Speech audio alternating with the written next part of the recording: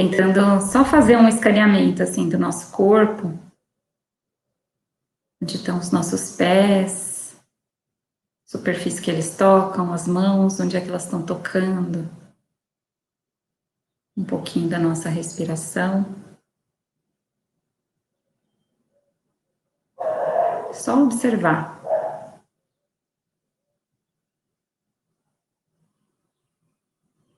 Da cabeça aos pés, sou a imagem de Deus. Do coração às mãos, sinto o sopro de Deus. Se falo com a boca, sigo a vontade de Deus. Quando Deus eu avisto em toda parte, em meu pai, em minha mãe, em todas as pessoas queridas, no animal, na flor, na árvore e na pedra. Não sinto medo de nada, só amor e gratidão a tudo que está ao meu redor. Rudolf Steiner. Bom dia.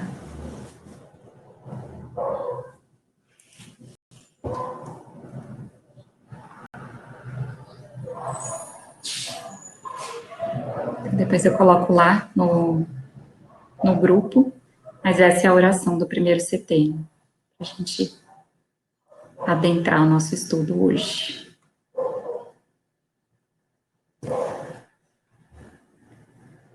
Tudo bem? Como é que vocês estão chegando? Querem dar uma palavrinha?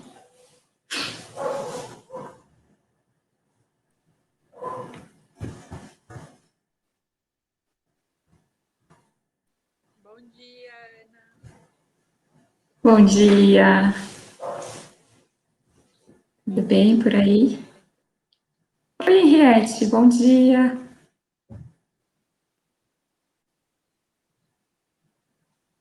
Encontrinho. Tá fechada para todo mundo?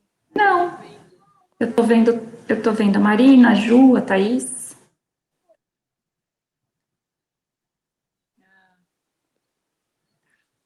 Eu vou ficar ouvindo aqui, porque tem uma criança com um pouco dodói aqui, que não Entendi. tá muito... Tá. Então eu vou ficar ouvindo aqui, tá bom? Tranquilo. Gente, então, para começar o nosso estudo, na semana passada a gente viu a importância do ritmo, né, do sono, trocou um pouco ideia sobre isso, sobre como a gente pode estabelecer, né, rotinas mais condizentes, assim, e também operando com a realidade, né, sem forçar, porque a gente viu que nessa queda de braço aí a gente sempre perde, porque aí a gente fica cansado, estressado, criança também. Então, o ideal é a gente conseguir fazer essa observação mesmo, né, sempre, do que a realidade, o que eu posso mexer na realidade ali no dia a dia, na rotina, para trazer mais essa qualidade mesmo de autonomia das crianças, delas terem condição, né, de fazer as coisas, ao mesmo tempo em que a gente vai trazendo o valor, né, a consciência de colocar na cama mais cedo, cada vez mais cedo, para ela ter um intervalo de sono maior. Então, a gente falou da realidade das famílias, que as crianças têm mais essa energia mesmo, né? A Andrea compartilhou bastante com a gente a situação da Catarina, né? À noite, e aí a gente trouxe algumas pequenas sugestões, né? De como ir diminuindo o ritmo para que ao entardecer a criança também vá se encaminhando para esse lugar do sono, né? E de realmente entrar num estado de relaxamento, né, e não ficar agitando mais. Então, a gente falou, por exemplo, da diferença, assim, né, que às vezes a gente fala, não, então eu vou brincar, né, ela pega lá na escola, vou levar ela para brincar, fazer uma outra atividade, porque aí ela cansa muito e aí, pá, dorme, né. Então, ela dorme, claro, porque fica exausta, mas como é que a gente encaminha isso, né, nas nossas vidas, fazendo pequenos ajustes e algumas escolhas mesmo, né, com consciência. E que é sempre uma tarefa de testar, né, então, observei, aquilo funcionou por um tempo, deixei um tempo acontecendo. Então, é mais sobre isso também que a gente vai falar hoje, para falar da educação da vontade. O que seria isso, né, a Escola Waldorf a base da fundamentação da Escola Waldorf é educar a vontade do indivíduo, para que ele atue no mundo. Esse indivíduo adulto e esse indivíduo criança, né? Como é que a gente faz com a criança? A gente educa os membros, né? E para educar os membros eu preciso ter muita destreza, né? Com o uso deles, com os membros superiores e os membros inferiores. E aí, o Brincar Livre, ele apoia essa tarefa, porque eu exercito muito, mas quando eu tenho pequenos desafios, como esse que eu estava comentando com a Thaís no início, em que eu preciso ter uma ordem, ou que eu tenho que carregar um peso, aquilo vai educando os meus membros, né? Que eu tenho que fazer uma caminhada para chegar em algum lugar, que eu tenho que fazer um esforço realmente, né? Subir escada, tudo que bota os meus membros, que eu preciso de esforço mesmo, né? Para executar, eu estou educando à vontade, né? Aí eu vou falar, gente, Ana, então a modernização que ela fez foi, né, assim, toda a tecnologia, todos os aparatos que a gente tem que facilitaram a nossa vida, enfraqueceram a nossa vontade? Sim, enfraqueceram, porque agora a gente não precisa colocar a nossa vontade para que o resultado aconteça. Vou dar um exemplo clássico, e não estou aqui fazendo uma apologia de lavar roupa na mão, tá, gente? Pelo amor de Deus, acho que máquina de lavar é um sucesso, maravilhoso, não sei como a gente vivia sem antes, mas saber que demanda um esforço gigante, né, e que a gente passou esse esforço que era nosso para para uma máquina, para um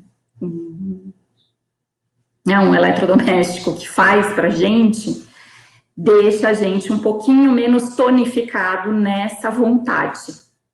Faz sentido isso para vocês? Eu achei que ia ser bem polêmico usar esse exemplo, mas falei, vamos começar por aí, para falar de educação da vontade.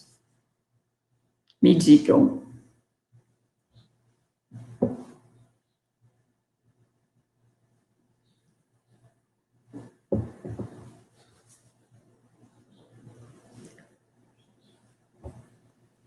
Vou dar um outro... Vai, fala aí.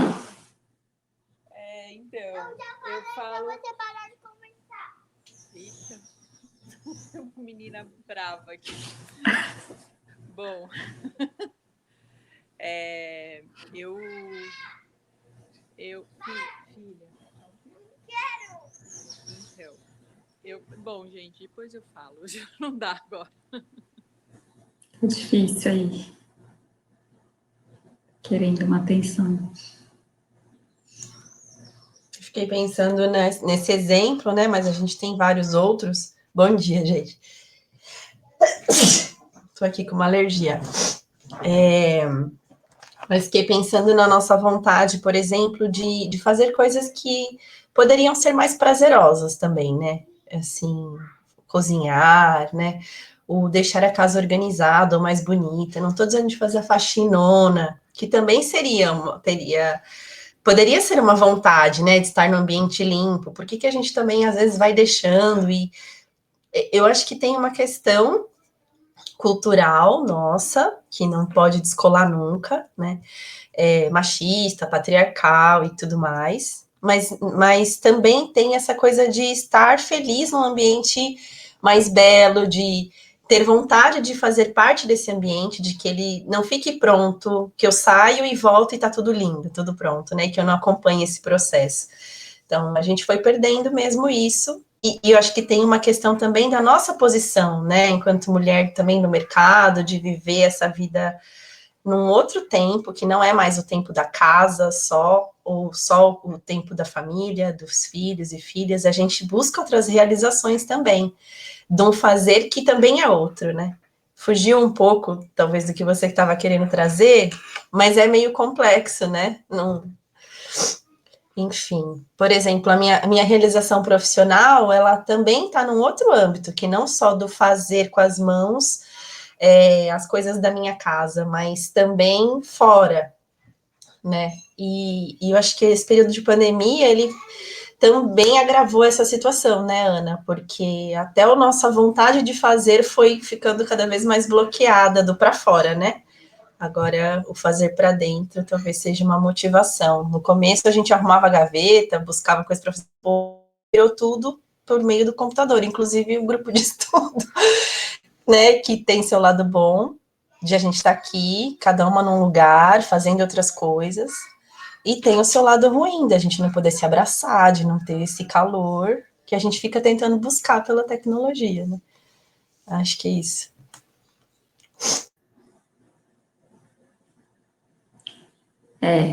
Com certeza a gente está vivendo um momento, né, sem precedente, assim, né? Mas isso que você falou não, vai bem ao encontro do que eu tinha proposto mesmo, Carol, porque é isso, imaginar que as coisas nascem prontas, né? Que de repente a gente vai chegar e a salada vai estar lavada, vai estar em cima da mesa na hora do almoço, e aí a gente vai só comer. Então, assim, ter essa percepção da realidade no cotidiano é o que a gente também passa para as nossas crianças, quando a gente não inclui a educação da vontade como um princípio pedagógico, né? De que as coisas não vão estar prontas, assim. Então, e a gente tem várias camadas aí, né? De patriarcado, o machismo, a própria herança colonial, né? De deixar né, que é uma noção realmente de terceirizar, né, aquilo que é braçal, e aí eu fico com as atividades mais intelectuais. E aí aqui, então, no âmbito da infância, para educar à vontade, eu preciso ter ritmo e consciência. E aí, logo na primeira parte, né, do texto, eu estou olhando para baixo, que eu estou lendo aqui, lá na página 37, deixa eu colocar para vocês.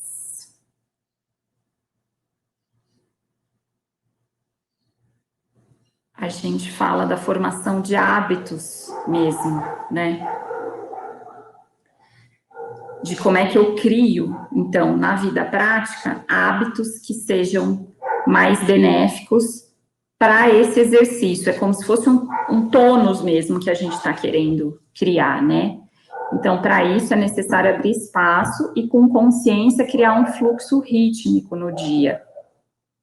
A diferença essencial está na atitude interior com a qual eu vivo cada uma das situações. A rotina vivenciada com ritmo é formadora de bons hábitos, e os hábitos adquiridos na infância serão carregados para a vida adulta, contribuindo como pilares na estruturação da organização do eu. Porque toda vez que eu estou falando de educar à vontade, eu estou falando desse corpinho aqui, que é o corpinho do eu. É a nossa individualidade, né? É aquilo que a gente veio fazer aqui, que não tem jeito de passar para alguém, né? Então, para tonificar esse corpinho do eu preciso de ritmo e eu preciso de hábitos repetidos, né? Hábitos saudáveis repetidamente, não adianta fazer uma vez só, né? Então, é na repetição do ato, no fazer de novo, que eu fortaleço a vontade, gero a persistência para transpor os obstáculos e aí sim estabeleço um hábito, né? Aí ela coloca aqui, água mole em pedra dura, tanto bate até que fura. Aí aqui ele dá vários, né, o texto traz os exemplos, né, desses hábitos como uma sugestão, né, uma imagem para a gente trazer, para não ser cada dia de um jeito, porque nisso, quando eu tenho isso, eu tenho uma incerteza, uma insegurança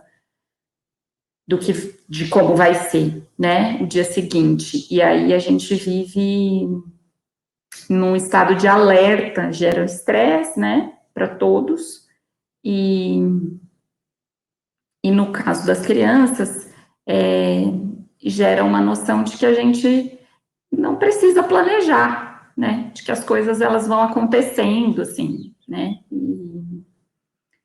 E aí, quando a gente quer que alguma coisa aconteça, não vai funcionar. Né? Então, ela traz exemplos, então, de momentos diários. Então, vocês devem ter visto, assim, né, a rotina mesmo, que ela traz, hora de dormir. Então, isso para trazer esse ritmo do dia mesmo, né? Entre o nascer e o pôr do sol, entre o acordar e o dormir. Os momentos semanais, então aquilo que acontece, né, repetidamente e que tem um intervalo semanal. Os momentos mensais, né? Então, aqui é importante, assim, a gente se lembrar disso, porque para as crianças eles vivenciam bem vivo, assim, para a gente tem uma noção do mês de uma maneira muito prática, né, e para eles não. A gente pode incluir aqui a mudança da lua, enfim, né, ritmos, momentos de transformação semanal e mensal, né, nossa, a lua está cheia de novo, a gente observa o ciclo, né, e os momentos anuais, que vão ter uma formação, um fortalecimento da vontade, porque a gente precisa fazer a festa acontecer, ela não nasce pronta, a gente precisa encontrar, deixa eu até parar para ver vocês, a gente precisa encontrar realmente esse estado de que a realidade, ela não vai se dar simplesmente, assim, eu preciso colocar o meu esforço, né? Então, para a festa do aniversário acontecer, por exemplo, que rituais eu posso ter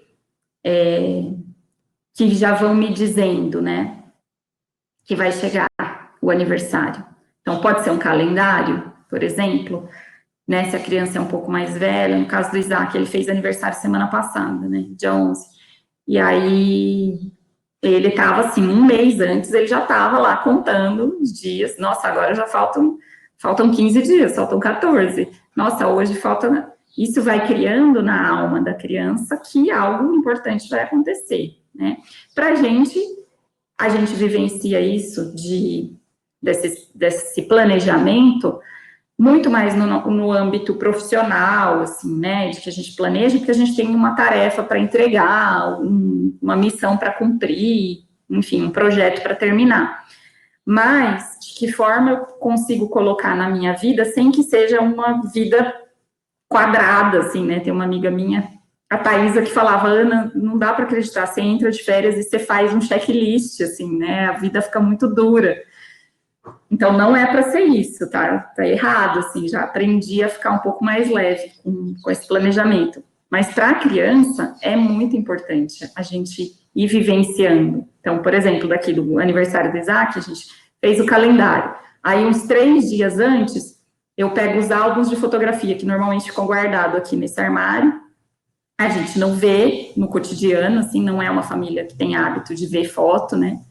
Tem gente que tem esse hábito de ver semanalmente, pega os álbuns e fica vendo e conta a história e tal. Eu acho super bonito também.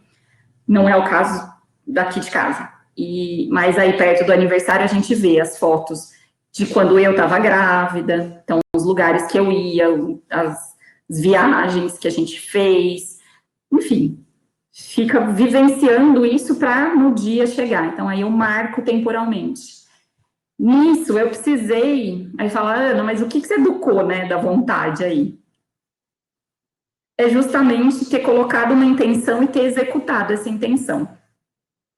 Então, a educação da vontade, ela está nos membros, porque a gente precisa, isso que a Carol falou, ia ser muito mais gostoso a gente se encontrar pessoalmente, se abraçar, e claro, né, e também porque a gente ia precisar de um esforço, a gente ia precisar sair de casa, caminhar para chegar no lugar, sabe? E aí, nisso, eu tenho esse exercício como se fosse um músculo da vontade, eu estou ali trabalhando ele, estou tonificando ele. Quando eu tenho uma vida que eu não coloco intenção e não executo, eu enfraqueço esse músculo. Quando eu coloco a intenção, né, então tem esse caso de que eu nem ponho a intenção, tipo, vou vivendo. E, enfim, do jeito que vai acontecendo, eu enfraqueço esse músculo da vontade. Quando eu ponho a intenção e não faço, eu enfraqueço também, porque eu tô vivendo uma frustração de, putz, não consegui de novo.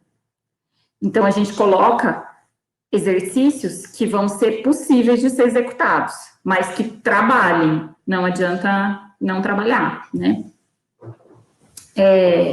No caso da criança, e o exemplo que eu estava dando para a Thaís, é carregar peso. Ela tem que sentir que o corpo dela está sendo demandado e que ela tem essa capacidade de carregar, né? Então, eu preparo o ambiente, eu preparo a situação, né? Se é uma viagem, se é alguma coisa que dá para se fazer isso,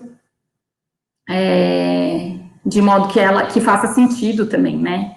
Que ajude. Então, sei lá, vamos passear num parque da cidade, né? E aí a gente vai recolher lenha. Então, a criança vai ter que pegar, né? Você vai levar um cesto e ela vai até lá e ela vai colocando. Né? Então, criar essas formas, né, dela ter que executar uma tarefa em que só ela pode fazer, né? Você pode ajudar. Não sei se está fazendo sentido para vocês isso. Carol tá com uma cara assim, todo mundo tá com uma cara meio, ai meu Deus, do que ela tá falando? Querem comentar?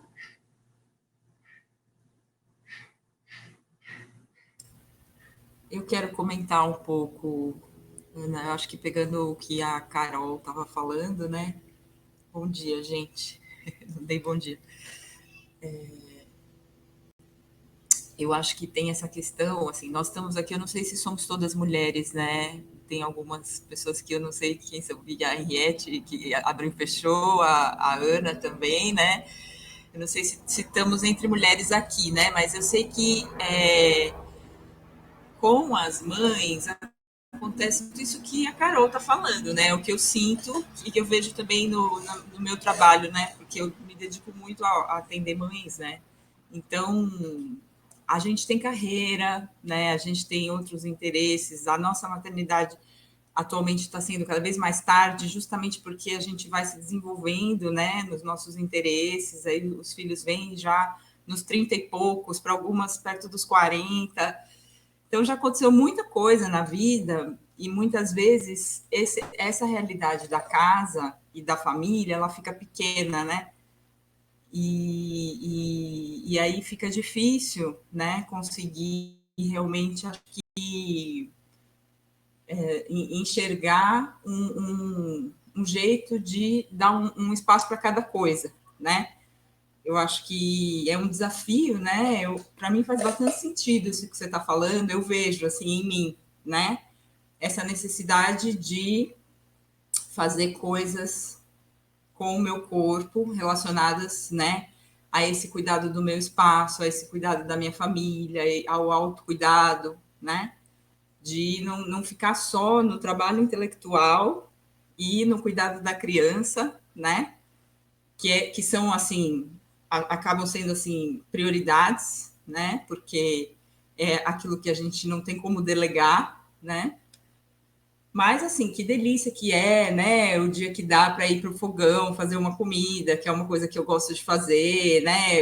Até lavar uma louça, colocar roupa na máquina, né? Para mim, assim, que eu trabalho muito na minha carreira, é um prazer também fazer essas outras coisas, né? Então, eu procuro, em alguns momentos também, fazer junto com o Paco, né? Porque eu acho que essa questão da construção, né? Dos bons hábitos tem a ver com fazer junto também, né? Com a gente fazer e permitir que as crianças vejam a gente fazendo, né? Não tem aquela coisa assim, não, isso não vai brincar, né?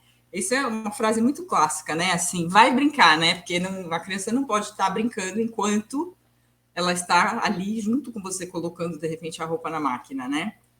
Então, assim, ontem teve aqui em casa uma sequência, estava chuvoso, teve uma sequência de culinárias, várias, assim, foi a tarde inteira. Primeiro foi uma tapioca com suco de beterraba, tapioca rosa, depois teve uma granola, e já estava indo para a terceira culinária, porque a chuva continuava, né? Então, eles gostam, assim, né? Eles gostam quando a gente se propõe a fazer junto. É que fica muito difícil, eu acho, às vezes, a gente conseguir realmente se dedicar. Então, quem se dedicou nessas funções não fui eu, foi a minha mãe, que é a avó, que tinha essa disponibilidade.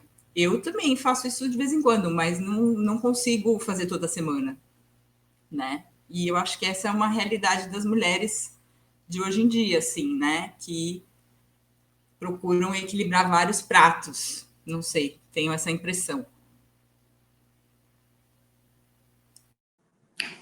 Total, Ju. A gente tem uma síndrome de supermulher também, né? A gente quer ser bem sucedida em todas as frentes, né? Não adianta. A Ana quer falar, fala aí, Ana, depois eu comento. Oi, meninas. Me desculpa, aquela hora eu não consegui. Mas é isso, né? A gente fica. Eu tava lavando louça e, ela queria atenção, ela tá meio dodóizinha, a gente, assim, fica sempre dividido, né? E eu ia falar justamente sobre a máquina, que é incrível, que a gente tem uma máquina de lavar louça, mas eu não uso ela. Eu não consigo. Parece que a louça ela chama a gente assim para aquele momento de reflexão depois de comer. E é uma coisa que se você parar para pensar, né, tudo que você faz com as mãos, né, você te traz isso, né? Parece que traz uma presença mesmo. Então, a gente está recebendo o Dada, né, aqui em casa, o monge, e ele está fazendo muitas coisas diferentes, assim, que está mudando muito a nossa rotina, a nossa vida, e a gente está, ele está introduzindo uma nova alimentação, e ele está ensinando, né? Então, eu vejo que a Liz, ela até se incomoda, porque a gente mudou totalmente a rotina de repente, sem preparar. Então, ela tá irritada às vezes e tudo. Mas depois eu vejo que ela, nas brincadeiras, ela vai colocando aquilo que ela vai observando, né? Então, ela tá fazendo uma comidinha, e às vezes ela fala, eu vou colocar isso aqui que é mais colorido. Eu vou colocar uma coisa diferente agora, e ela vai fazendo junto, né? Então, mas assim, a gente está enfrentando um dragãozinho ali também, né? Por causa da rotina, porque a rotina ela foi afetada, né? Na vidinha dela, que comia sempre a mesma coisa. Então, às vezes ela fala, antes do Dada, quando a gente comia comida de verdade, e ela se incomoda com o perfume da comida, né? Que é muito perfumada, são outros temperos, né? Que ele usa e, e é muito exótico, né? Eu acho que para o paladar de qualquer um, mas de uma criança que comia sempre a mesma coisa, praticamente, ela está sentindo. Então ela A gente está colocando, está voltando um pouco para ela aceitar melhor, né? Eu acho que a rotina, essas mudanças também tem que ser pensado antes de a gente não pode ser muito radical, né? E impor uma rotina também de repente. E é isso.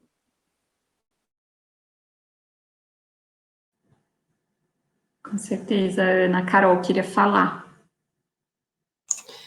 Eu queria só lembrar, assim, da nossa... a Marina, eu tô feliz de ver o neném dela, que a gente nem conhecia ainda, é a primeira vez que eu tô vendo, e tá super grande. Tá muito lindo. Mas eu ia falar, gente, do nosso propósito da construção da escola, né? Independente do quanto a gente consegue criar essa rotina saudável do fazer em casa, e o almoço, a louça, se lava roupa, enfim. E aí cada uma vai ter a sua individualidade e o seu ritmo próprio, que vai saber qual é o nosso limite também, de quanto eu quero lavar louça e o quanto eu vou deixar de lavar louça para ficar com a aluna brincando de qualquer outra coisa. Então, tudo isso é muito individual, né? E o que a Ana acho que está colocando é para a gente perceber isso na nossa vida, no nosso dia a dia. Mas quando eu penso assim na construção da escola, né? As crianças estão acompanhando esse processo há 3 anos já, né? E de fato, assim, cada família que vai chegando e vai trazendo também a sua contribuição, né? O seu trabalho, o seu olhar, a sua participação, que se coloca numa postura de que não está esperando algo pronto, ou que quer uma resposta pronta, né, de um serviço prestado, porque de fato não é isso, é um alimento para as próprias crianças que acompanham todo esse processo. É muito grandioso isso que a gente está fazendo, né? Então, essa nossa rotina de... Tudo bem que agora na pandemia está mais difícil de fazer reuniões e tal, mas as crianças estão acompanhando a nossa vontade, que é de fazer essa escola acontecer, né? Então, de materializá-la. Então, eu acho que isso também é muito saudável, né, Ana, para as crianças. Pode também não ser quando a gente fica bitolado, às vezes, e a aluna fala, você gosta mais da minha escola do que de mim? Ela perguntou uma vez. Eu falei, não, meu amor, a mamãe ama você e a sua escola também. Acho que eu dei a resposta errada. Enfim, só... Imagina, é a resposta do coração, né? Mas sem dúvida, isso que a Carol falou, e né, a gente está tentando acertar o tempo inteiro, né, gente? Vamos falar sério. Hoje é uma quarta-feira, são 9 horas da manhã, aí é feriado. E a gente está aqui falando de educação, sabe? É uma raridade, assim, já é uma educação da vontade. Manter esse hábito, há quanto tempo a gente tem feito isso, sabe? Sem falhar. A gente, faça chuva, faça sol, a gente está aqui, a gente, né, mantém esse propósito. Faça chuva, faça sol, entra gente, sai gente, se afasta do movimento, vocês estão mantendo ainda, né, esse objetivo da escola, de construir algo que não está pronto mesmo, de colocar um tijolinho, né, de ver o pai pintando a parede, de ver a mãe indo lá fazer mudança, encher o carro de coisa, né, de ver uma mãe que vai ficar com as crianças para outra mãe poder fazer outra tarefa, né, então, eu acho que é isso, assim, desde sempre a gente fala que a criança, ela aprende com os nossos gestos, né, então esse gesto que vocês estão fazendo é o que elas vão imitar, elas vão ver na realidade um problema e elas vão falar, gente, peraí, eu sei resolver isso, porque eu lembro lá quando eu era criança, não vai ser consciente, né? Mas vai ver que não está pronto, vai ver que para fazer o pão, putz, a minha mãe precisou separar os ingredientes, ela precisou fazer, colocar numa ordem, ela precisou colocar a vontade, o desejo dela, ela precisou dedicar tempo, né? Quando é que a gente fica bom em alguma coisa? Quando a gente dedica muito tempo, né? Assim, Carol tá aí, ou a Maíra, enfim, as meninas que fizeram mestrado, doutorado. Gente, como é que você sabe muito bem um tema? Quando você fica ali, ó, mergulha nele, né? Dedica um tempão para aquilo, põe toda a tua atenção, o teu esforço. Aí, isso das mãos que a Ana trouxe, sim, ele traz um estado de presença mesmo. E é por isso que na escola Waldorf, as professoras, elas sempre vão estar fazendo alguma coisa com as mãos. Por quê? É um estado meditativo. E não é que é, tipo, xalala, assim, é muito esotérico. Não, não é. É uma coisa, é super prático. É assim, o que me traz para o presente? Limpar, varrer, me traz para o presente? Então, a criança vai imitar aquilo que eu estou vivendo internamente. Então, se eu estou varrendo ali, nossa, que raiva que essas folhas estão caindo de novo, que sujeira, não sei, ela vai imitar isso. Varrer, estar num estado de presença, carrega emocionalmente essa raiva, né? Faz sentido isso para vocês? A Thaís queria falar também. Pode falar, Thaís. Oi, Ana. Não, só para complementar um pouquinho o que a Carol trouxe, né? Que ontem a gente teve uma reunião do Núcleo Riviera. Ai, que Cauê, lindo.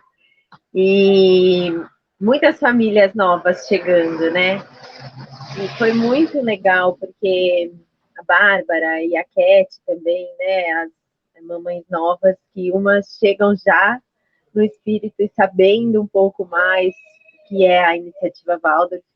Outras famílias não, que chegam achando que eu vou deixar meu filho e pronto, sair correndo, mas que aos poucos vão entrando e vão percebendo o quanto é engrandecedor, né? E a gente abrir esse espaço para, por exemplo, olha, a vassoura vai estar ali no cantinho, né? Se vocês quiserem chegar e varrer ali o espaço, o filho vai ver, vai ajudar a manutenção, vai ajudar, né? Vai perceber que você está dentro, né? E se sentir mais seguro.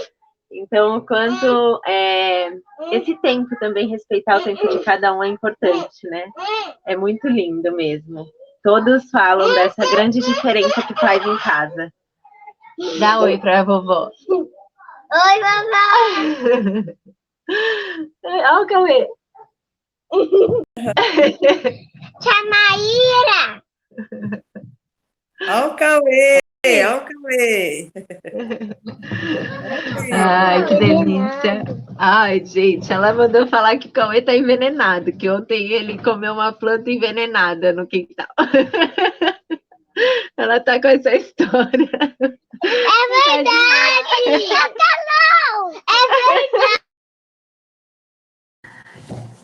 Gente, é isso, né? E aí, ver que o seu pai, a sua mãe consegue fazer, né? Transformar, ver que uma criança que é um pouco maior consegue executar uma tarefa, também traz, né, na alminha dessa criança esse desejo, né? E aí, assim, a gente tem os menorzinhos, a gente pode usar a educação da vontade até na alimentação, sabe? Como a gente está numa sociedade super purê, assim, qualquer dia eu vou até escrever um texto sobre isso, a sociedade da papinha, né, que é assim, tudo é muito mastigado, tudo é muito já molinho, macio, né, então o contato, o limite, exige pouco esforço da gente, né, tudo tá na ponta do dedo, assim, né,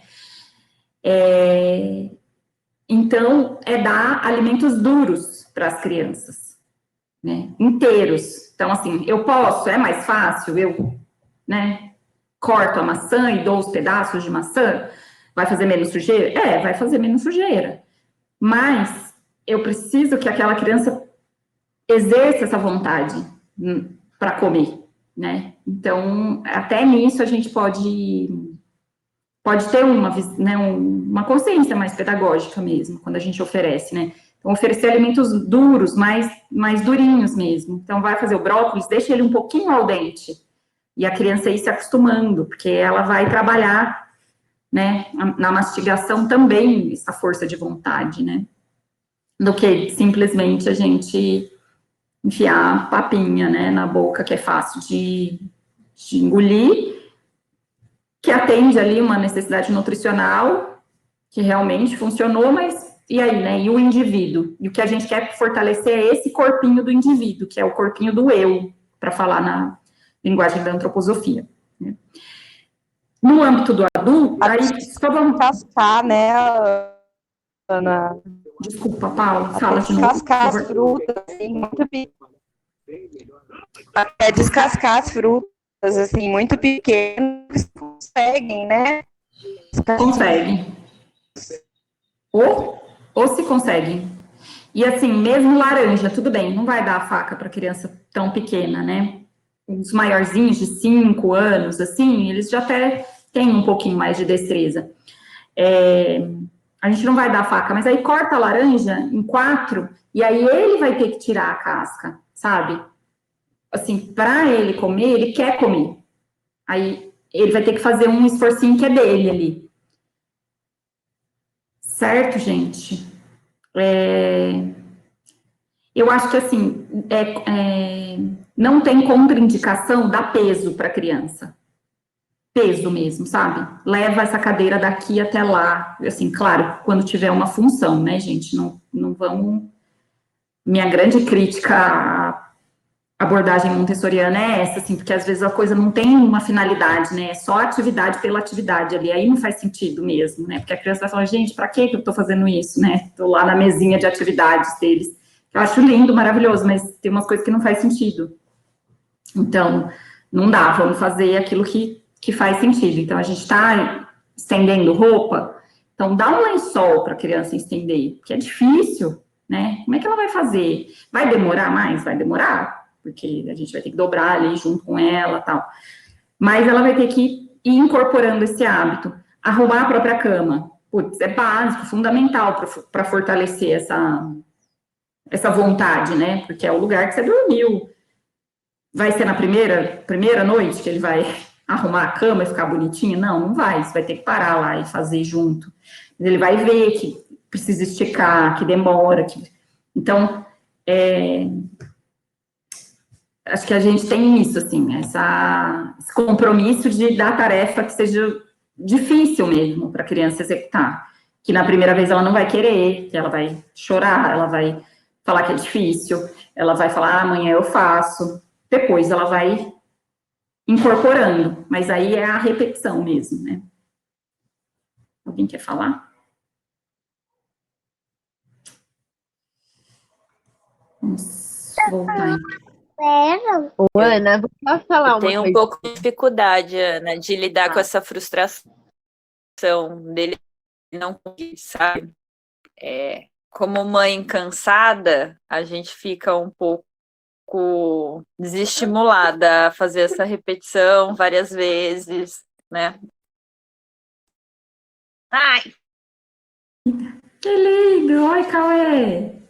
Fala de novo. Oi, Cauê. Porque aí é mais fácil você fazer, Maíra, é isso? Não, às vezes a gente faz, né? Mas ele tá numa fase que se ele não consegue fazer é um show, né? É uma frustração sem tamanho aqui.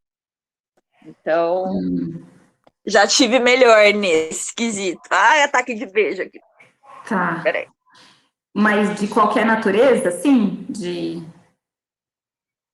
Tipo, carregar alguma coisa pesada. Me veio essa questão do lençol, que eu já tentei algumas vezes e o lençol suja de novo, umas 10 vezes. E ele fica frustrado que não consegue pendurar o lençol, enfim. E chora, que ele não faz nada direito, tá nesse discurso, nesse repeteco da vida aí. Posso falar? Eu ia falar outra coisa. A Thaís está na fila. Não, é rapidinho. Uma outra questão aí, que acho que complementa o que a Maíra está falando. Colocar a roupa de frio. Não quer, tá maior frio, mas não quer colocar o casaco, quer ficar pelada e teima. Só que você sabe que não dá, né? Não vai ficar resfriado, gente. Como que faz? Tem alguma receita? Momento, Ana Luísa, socorro. Gente, é o desafio. para as crianças de vocês dá, para as menores não dá, acho que para Iris ainda talvez não dê. Para as maiores dá, com certeza, que é quem coloca mais rápido, eu vou colocar mais rápido. Tiro e queda. Quem coloca a meia mais rápido. Quem consegue colocar a roupa e ir lá no portão, ficar prontinho pro papai que vai chegar, né? Eu vou ser mais rápido. Aí vai. Pode falar. Então, esses Era dias Ju. Pode falar, Marina. Esses dias eu tava com essa mesma questão da meia, que o piso aqui é frio, né? E o pé dele tá sempre gelado. E aí um dia eu saí de casa, assim, falei, vou respirar, né? Que eu não tava conseguindo lidar. E aí eu vi um passarinho, e aí eu inventei uma história que o passarinho pediu para ele pôr a meia, que não sei o quê. Foi super difícil de eu entrar nessa, porque eu tava brigando. Aí eu falei assim, não, deixa eu ir para a natureza, né? Aí eu contei uma historinha e agora tá funcionando, mas nem sempre, é igual a Maíra falou, tem dia que eu, tipo, perco o controle, rola uma frustração minha, dele, mas aí eu tento sempre lembrar de vocês aí lá no quintal, né? Que leva tudo pro lúdico e pra historinha, e acho que é isso que funciona mais, né? Pelo menos, mas é super difícil de se conectar com isso, assim.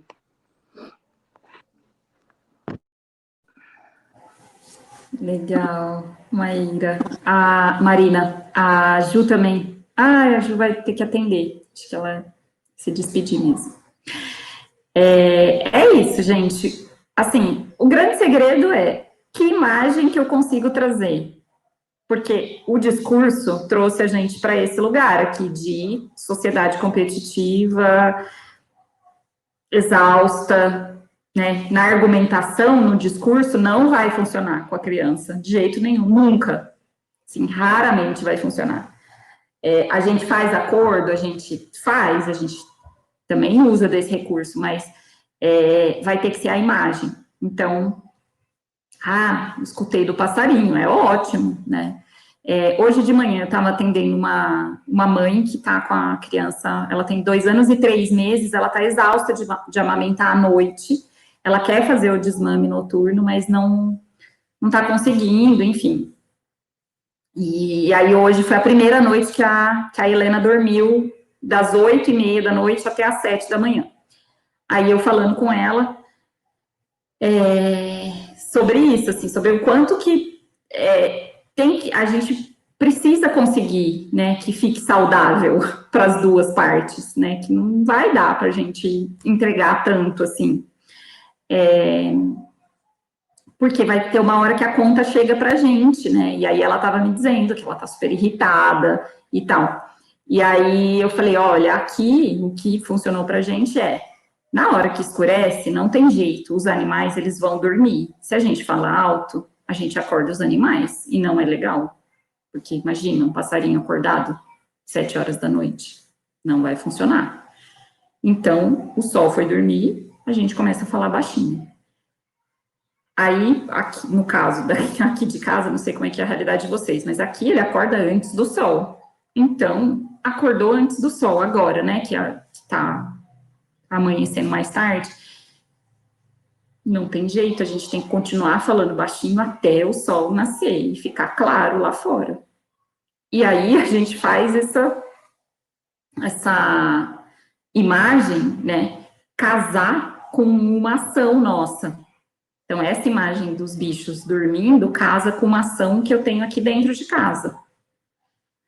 E aí, é isso, assim, pode ser uma história, pode ser uma brincadeira, pode ser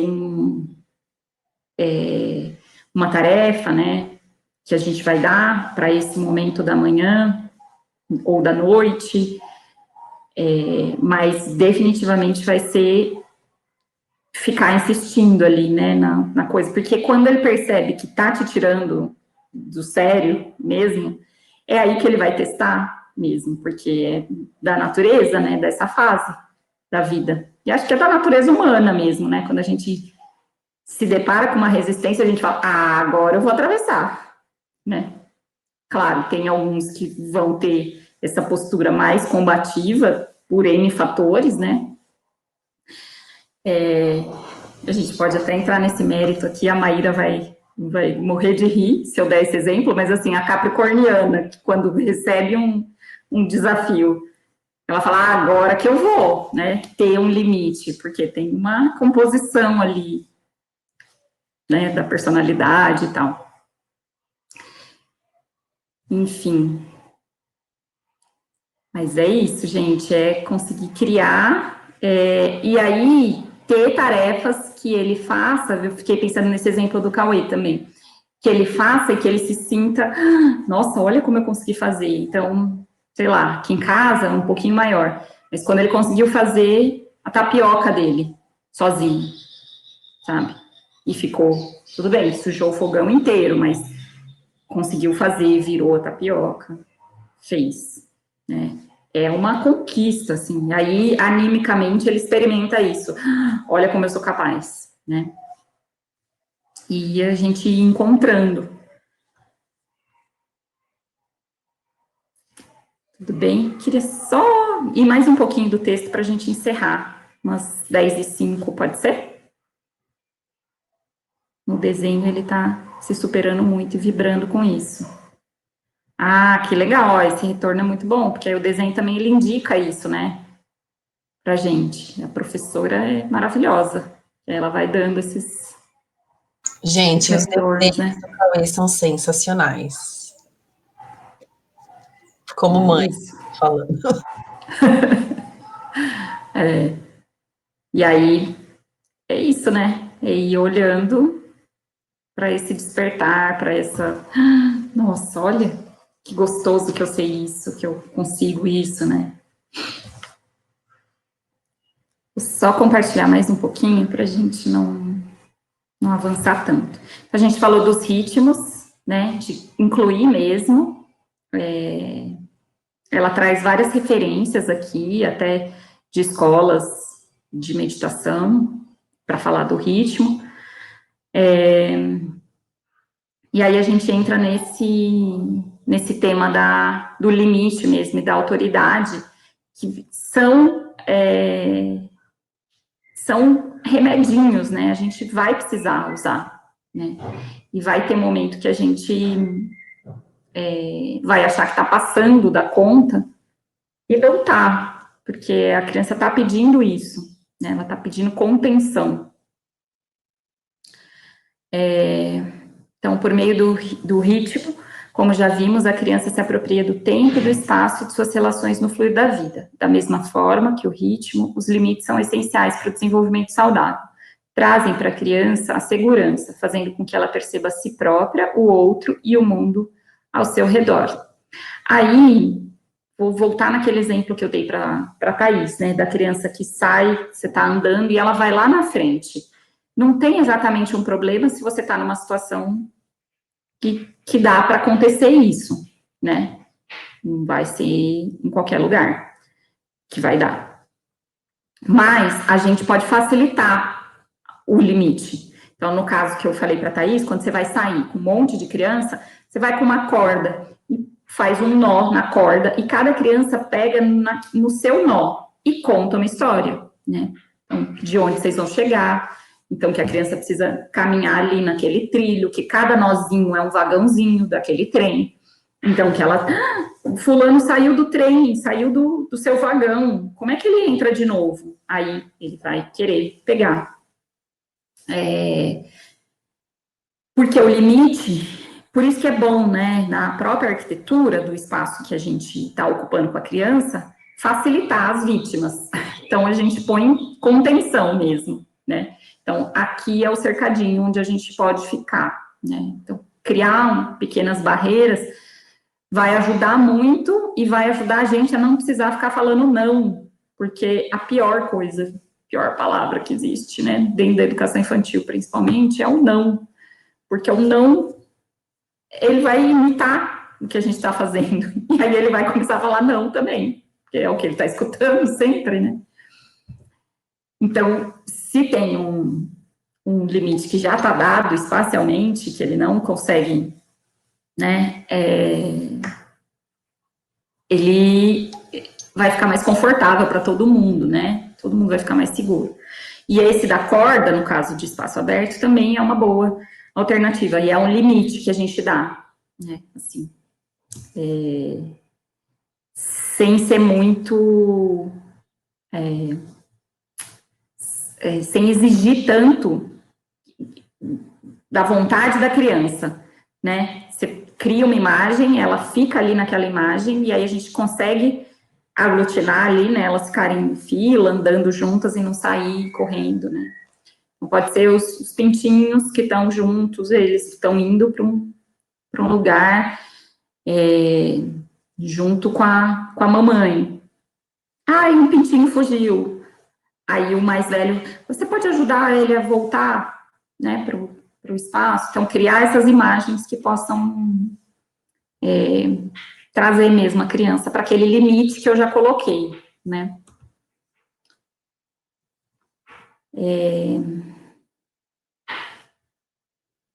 Então, na parte de limite, é bem legal, se vocês quiserem, são tipo 3, 4 páginas no máximo aqui, que é da 43 até o finalzinho desse trecho. Ele vai falar de como a gente pode colocar um limite no próprio...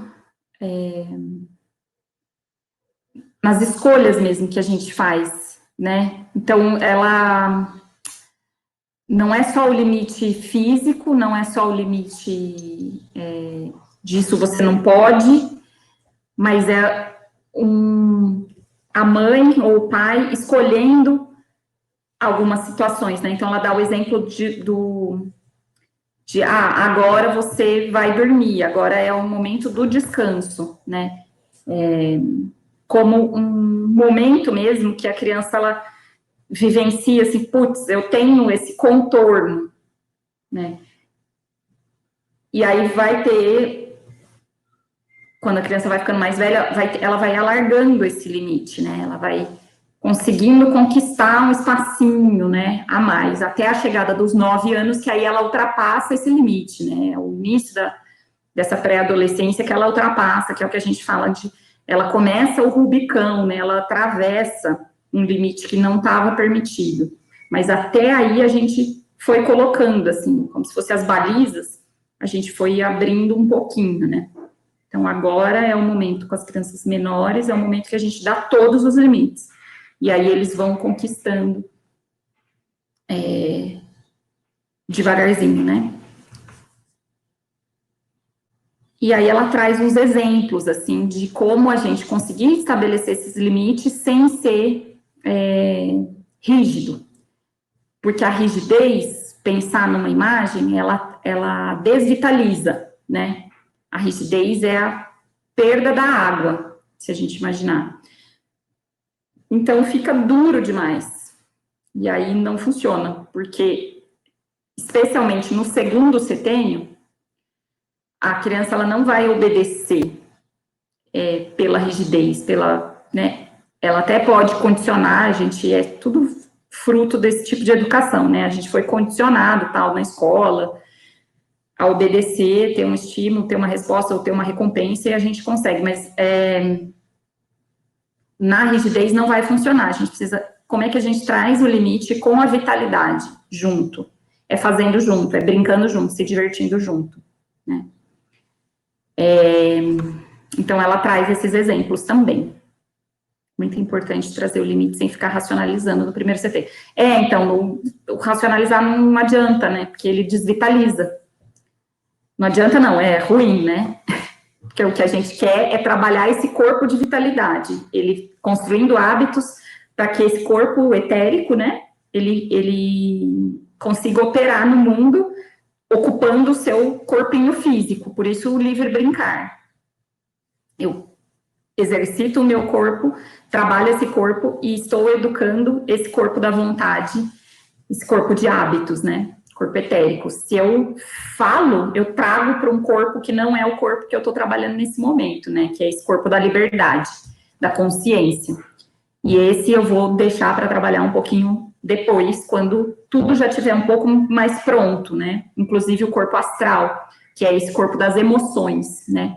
O que eu percebo, às vezes, é que a gente está trazendo cada vez antes, assim como a troca dos dentes, né, no corpo físico, a gente está tendo essa experiência de emocional, né, que seria mais do terceiro setênio, tá vindo cada vez antes. Então, esse exemplo que a Maíra deu, né, de se sentir frustrado e tal, é um indicativo, né, de que a gente, como adulto,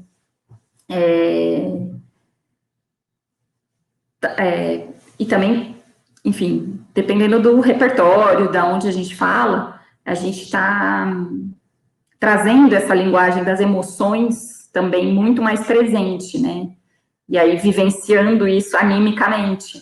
Então, aquilo que era só que seria natural na criança de primeiro setênio, ela se frustra, mas logo ela esquece e vai fazer outra coisa. Ela não fica ali elaborando com a linguagem, que isso é uma tarefa um pouquinho mais adiante, né? Mas a gente está antecipando, né? E aí, qual que é o nosso papel? Aquilo que a Marina falou, o exemplo, né? Tipo, sai e distrai, né? Não dá muita importância para aquilo que está acontecendo ali naquele momento. A gente desvia a atenção. Primeiro, você tem sempre desviar a atenção, né? Mesmo assim, as crianças estão brigando, não vai adiantar falar, não, pede desculpa para a amiguinha, tal, tem 3, 4 anos, não vai adiantar, você tira fisicamente um do lado do, né? Tem 2 adultos, consegue cada um dar atenção para cada criança? Consegue desviar o foco e falar, nossa, você viu aquela borboleta que passou ali? Vamos ver se ela volta de novo? Que aí ela vai com o corpinho inteirinho dela, ela vai para a borboleta. Né? Posso falar? Claro. Desculpa, não tinha... Eu tenho um problema com esse desvio de atenção. Eu entendo, em algumas situações faz super sentido, quando a criança está muito presa, que não consegue mesmo sair, mas eu acho que o acolhimento dos sentimentos super, super importante. Então, eu primeiro sempre tento acolher sentimentos. Putz, eu vejo que você está muito frustrado, você queria fazer tal coisa, você não conseguiu. Nossa, isso é uma sensação ruim, né? Você quer ser mais forte, você quer maior, você acha que já, né, já consegue e não conseguiu. Como você sente? Então, eu acho muito importante acolher primeiro, para a criança se sentir acolhida e vista, né? Se eu entro imediatamente, tem um passarinho ali, se mostra meio para a criança que, seu sentimento não importa muito, vamos fazer outra coisa. Então, depende um pouquinho da situação, com certeza, mas eu primeiro acolho a criança, tento, e quando ela chora muito, um colo, aí, se não, depois de minutos, eu vejo, putz, vamos fazer tal coisa, né? Vamos mudar de foco, e pronto, daí vai. Mas eu acho muito importante, não sei como a Waldorf vê ou a antroposofia vê esse lado, mas eu acho muito importante, né? Também vendo da comunicação não violenta, que vê muito também esse lado dos sentimentos, das necessidades, que todo mundo faz tudo por necessidade alguma. Então, tudo que a gente faz o dia inteiro é uma necessidade, né, atrás. Então, para a criança entender também que ela faz também as coisas porque tem alguma necessidade, e a gente também tem necessidades. Então, essa comunicação horizontal de ver, mamãe tem essa necessidade, eu tenho outra, então como vamos resolver, né? Como vamos chegar num acordo? Acho muito importante, muito válido.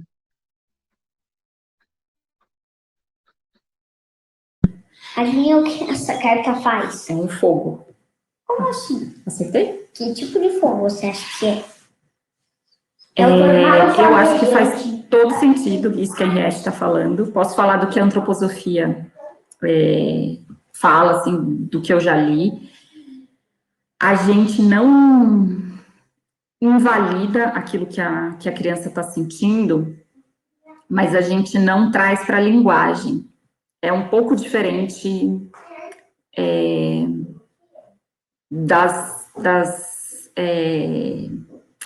práticas mais contemporâneas, assim, mesmo o Winnicott, né, os psicanalistas, a comunicação não violenta, porque aí a gente tem uma coisa da linguagem como um recurso muito presente.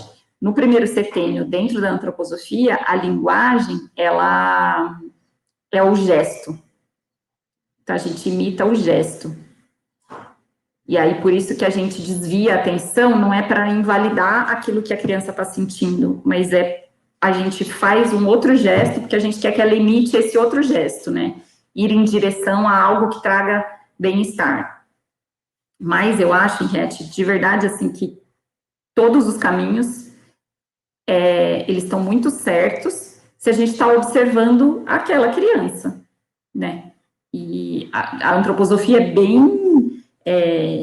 eu gosto muito, né, de tudo que eu conheço, eu ainda me identifico muito com a abordagem antroposófica, porque é observar o fenômeno e agir a partir desta observação. Então, e aí isso implica, às vezes, até desconstruir aquilo que a gente achava que era certo, né? Então, você está olhando ali para aquela criança, ela está completamente fora, assim, é uma criança de cabeça pequena, já super racional, não sei o que, nananã, sabe, assim, bem para fora e faz pensamento racional, lógico, ela já está super acordada. Dentro de uma certa abordagem, a gente jamais daria doce para essa criança. Na antroposofia, a gente observa essa criança e fala, putz, um mel agora aqui, um purê de maçã aqui agora, ia dar esse calor que essa criança está precisando. Então, assim, isso tudo só para falar que, assim, não está errado, eu acho que é super válido a gente legitimar esse valor, se para essa situação, com essa criança, e se você observa que faz sentido, se ela fica mais tranquila, né? O problema é quando, não sei se esse é o caso do Cauê, mas é quando a criança manifesta essa frustração, a gente legitima, fala, putz, é ruim mesmo quando a gente não consegue fazer. E a gente começa a filosofar a partir disso. E aí vira uma DR ali entre um adulto e uma criança. Isso definitivamente, assim, não é aconselhado no primeiro setênio. Porque vai exigir dela um esforço muito grande, que é um esforço de consciência, né? E a consciência não está pronta ainda para vir nesse momento, né? Então, ela chora, a gente acolhe, mas, tipo, duas coisas, que se ficar de hoje já tá bom, que é o peso como educador da vontade, né? Carregar peso, fazer com os membros, e o silêncio como esse efeito pedagógico mesmo, nos momentos que a gente quer validar uma sensação, né, que a criança está experimentando de frustração, de raiva e tal. É o silêncio e o acolhimento, né, ficar ali do lado dela, saber que ela está ali, dar esse contorno, né, mas não racionalizar tanto. Carol, quer falar? Ai, gente, o tempo já está se extinguindo, né, se acabando, mas enfim, do nosso encontro. Mas é que eu vi o gatinho aí da Marina e eu lembrei de um exemplo que foi muito interessante, né, da diferença entre a gente criar imagens, e eu acho que está aí o grande desafio, porque a gente não foi educado a criar imagem. Para eu entender o que é criar uma imagem, assim, confesso que eu estou começando a entender o que é criar uma imagem agora, né, de traduzir o que eu penso, ou o que eu sinto, ou o que eu vejo em uma imagem. Então, fiz um exercício, né, que pediram para eu fazer o desenho de uma nascente e tal. Eu não consegui fazer uma nascente, eu fiz um rio em fluxo aqui, tá? Só tem o movimento, eu não sei onde ele começa nem onde ele termina, né?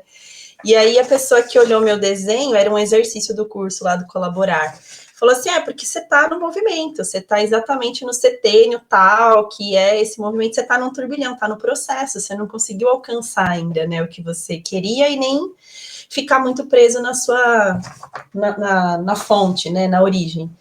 Enfim, mas tudo isso para dizer que aí ele trouxe o exemplo do gato, né, que a criança, ela vai e puxa o rabo do gato. Aí você vai lá e fala, ai, não pode puxar o rabinho do gato, que o gatinho é bonzinho, um ser divino da natureza, nosso amiguinho, fofinho, blá, blá, blá. E você não está ensinando a criança a não puxar o rabo do gato, você está ensinando a criança a chamar a atenção de outra pessoa. Então eu vejo que a aluna é muito insuportável, às vezes ela nem está aqui perto. Mas por quê? Porque ela chama a atenção o tempo todo das pessoas. Ela fala, você não pode fazer isso, porque não sei o quê, porque... Eu falo, ai meu Deus, né? Sou eu, o Henrique, minha mãe e meu pai. Ai, meu Deus, por quê? Porque eu não sei criar uma imagem. Como que eu vou criar uma imagem para a aluna não puxar o rabo do gato?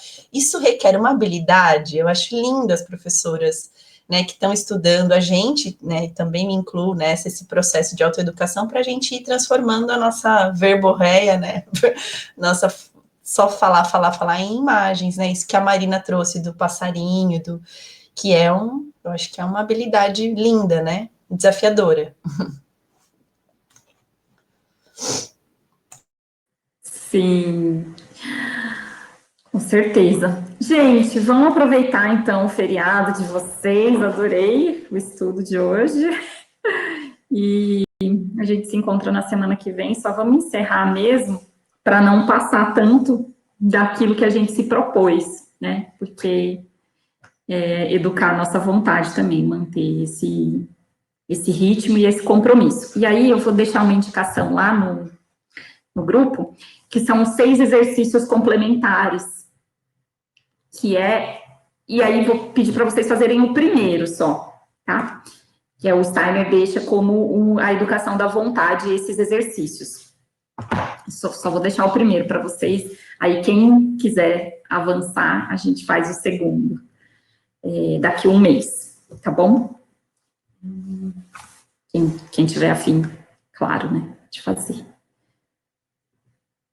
Colocar aqui para vocês a nossa oração, e essa vocês já podem ir fazendo com as crianças de vocês, tá? Então, só tomar uma respiração, observar seu corpo, esse tempinho que a gente dedicou pra gente, para as nossas famílias, e para a transformação da nossa realidade. Da cabeça aos pés, sou a imagem de Deus. Do coração às mãos, sinto o sopro de Deus. Se falo com a boca, sigo a vontade de Deus. Quando Deus eu avisto em toda parte, em meu pai, em minha mãe, em todas as pessoas queridas, no animal, na flor, na árvore e na pedra. Não sinto medo de nada, só amor e gratidão a tudo que está ao meu redor. Bom dia.